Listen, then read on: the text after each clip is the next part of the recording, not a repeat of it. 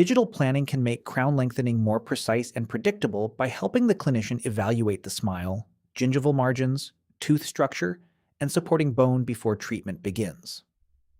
The process starts with a detailed smile analysis and an intraoral scan to create a three-dimensional model of the teeth and gingiva. CBCT imaging is then used to assess the roots and facial bone, and both datasets are merged into one digital model. This allows the clinician to study tooth proportions, existing gum levels, and the underlying bone together. The desired gingival contour can then be planned virtually, and when bone recontouring is required, the intended bone level can also be mapped digitally. These soft tissue and bone references are used to design a patient-specific surgical guide, which can be fabricated with CAD/CAM or 3D printing technology and checked for an accurate fit. During the procedure, the guide helps transfer the virtual plan accurately to the mouth.